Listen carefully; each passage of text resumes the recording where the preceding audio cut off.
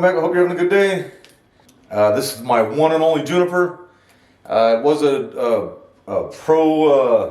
procumbens, I guess it's called. I got it at a big box store. I'm pretty sure Lowe's, because Lowe's is the only one around here that ever does the discount, and it was like the discount shelf. It was like $3-4, something like that. I got it like right when I got into bonsai, like 3 years ago, a little over 3 years ago. Another trunk in here. And of course, I didn't realize that you wouldn't really want to, because they weren't even right next to each other. They were like separated by like 2 or 3 inches. Didn't realize that was not a bonsai thing at the time. I think it was like one of the first or second trees that I ever got. And it was really just not a tree. I just kind of bought it on a whim. But I went crazy. I got some landscape training wire. It wasn't even really good wire. And I just kind of wrapped it all up, did some crazy things.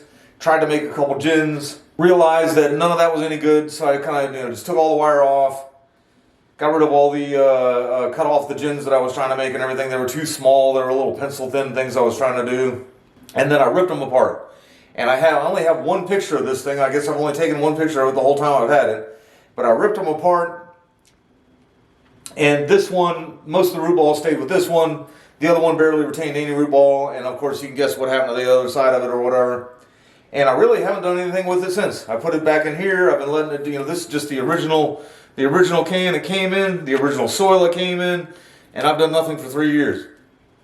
Now, I do, just talking about junipers for a second, I really don't plan on, I must have broke that just now, just when I hit it.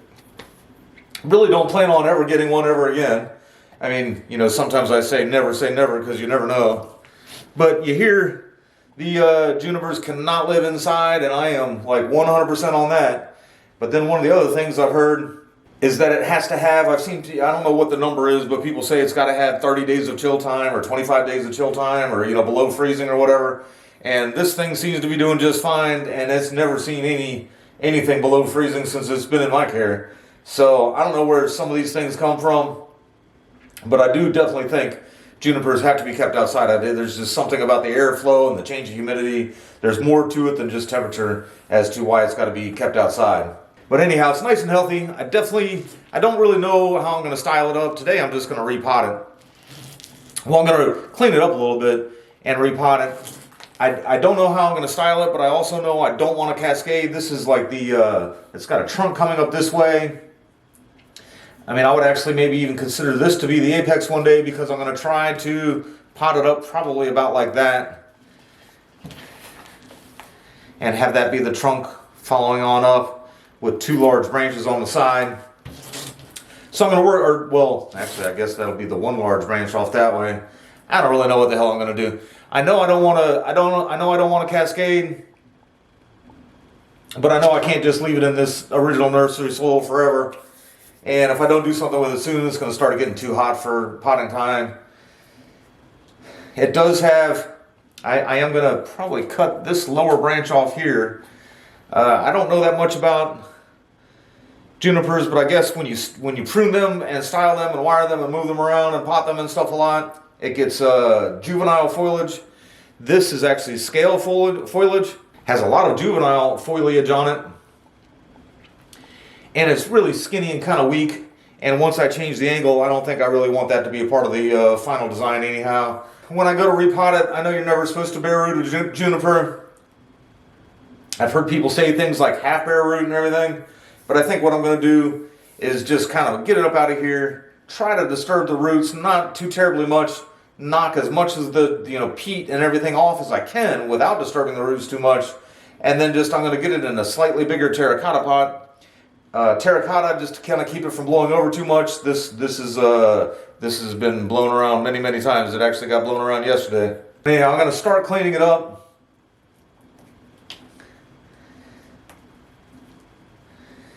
And by cleaning it up, right now I'm going to get some of the branches that are kind of growing on top of each other. A couple of sometimes it spits out some real just super weak branches. I've watched some pruning videos on junipers. I mean, I've come close to just getting rid of this thing. If for any other reason other than one of the other things I got reminded of when I got it is I don't like the feel of it.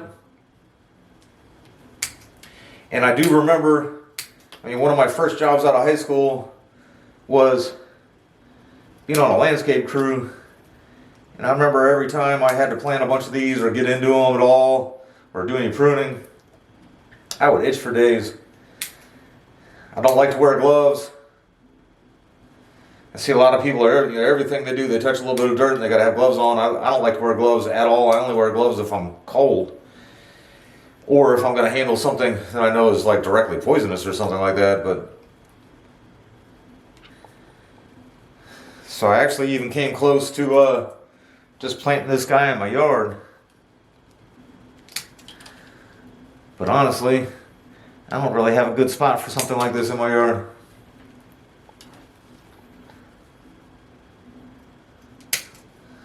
I do want to go through, I'm going to prune it again after I get it in the new pot. I'm going to say again, I'm going to just kind of prune it a little bit more when I get it in the new pot, just so I can kind of see a little bit better of where the, where I might be actually making some pads at.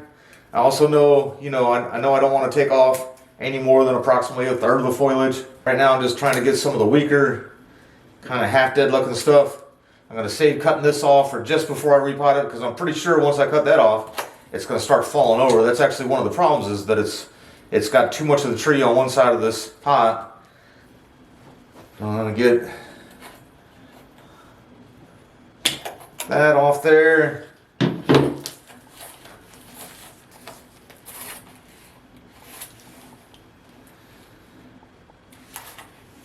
And now I think I'm ready to look and see what this root ball looks like. Depending on what I see when I get in here to the root ball, I may even just slip pot it, because I would like to change the angle to something close to that. And it's deep down, it's like 2-3 inches deep down in here. So, there's no substrate from here down. And so I'm thinking if I just knock a little bit of loose stuff off, I may even just slip pot it in there. And then that'll be as little stress as possible, because I'm still going to do quite a bit of pruning once I can kind of get a better look at it, see what we got. And now when I ripped the sister tree off there or whatever, all I did was just take a little bit of soil and kind of replace the void.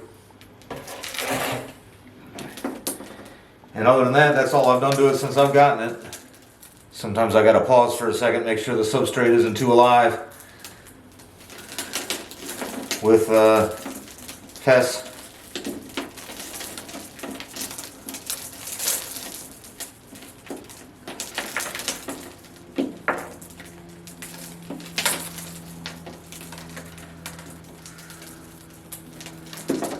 So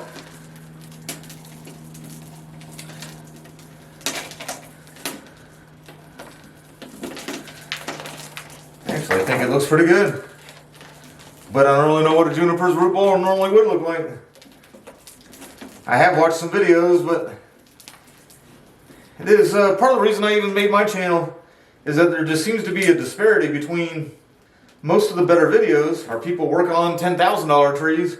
There's just not that many decent videos of people just working on very mediocre, material. And most people can only really get mediocre material, or that's like the bottom third of the root ball. There's like 3 or 4 roots holding it there. I may even, instead of a screen in the bottom of the terracotta pot, I might use this as a screen to hold the substrate in, because you hear about that beneficial bacteria that juniper do carry. I may use that instead of a screen, something like that.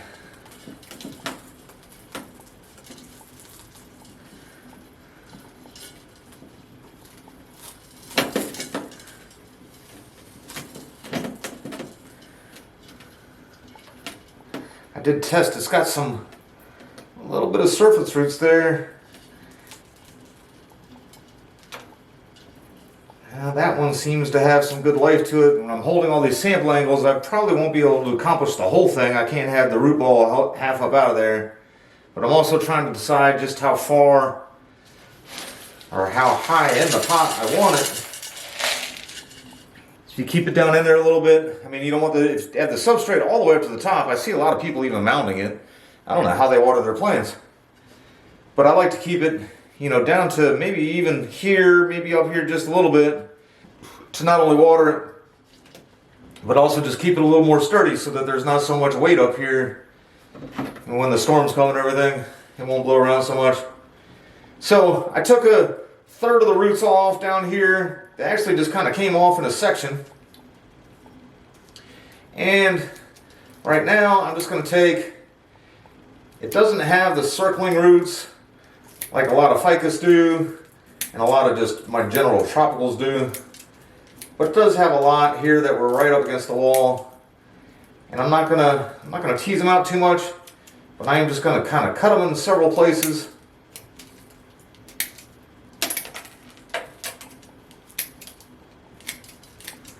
And sometimes I think I've heard the theory behind that when you're going to almost slip pot it. This is almost, you know, a slip pot, but it's to keep them from continuing to circle around each other.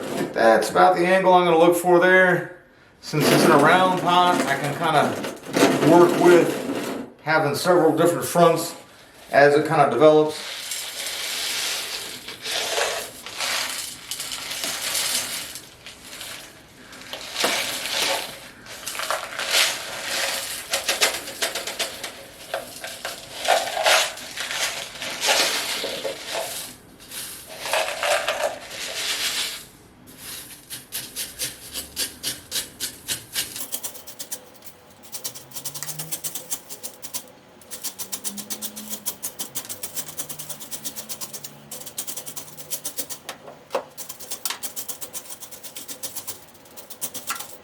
And they're nice and solid. I have no experience with keeping junipers in a pot,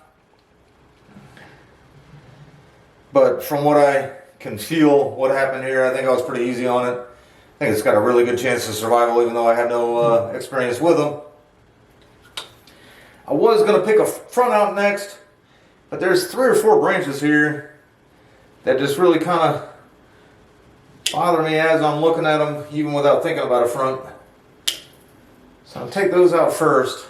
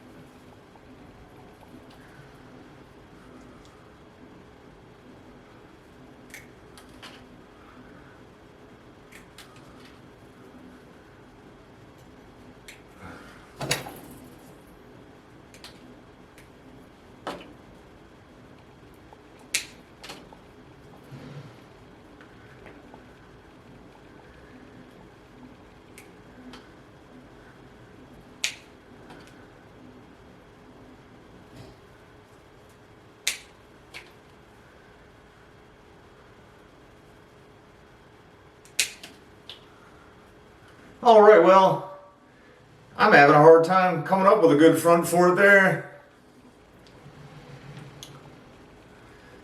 I think it looks equally good and or bad from all sides. But no matter what I wind up choosing, it does have quite a bit of movement. And I think at this point here, just letting it recover would be the thing to do. I was trying to picture what it's going to look like one day whenever I get some wire on it. Trying to envision some pads that I might be able to make. But we'll just let it recover. I guess the time to wire junipers through the winter. I mean, we don't really get a winter here, but you can tell that this slowed down quite a bit for the winter. So I'll plan on wiring it maybe around Thanksgiving or something. Other than that, just keeping it alive.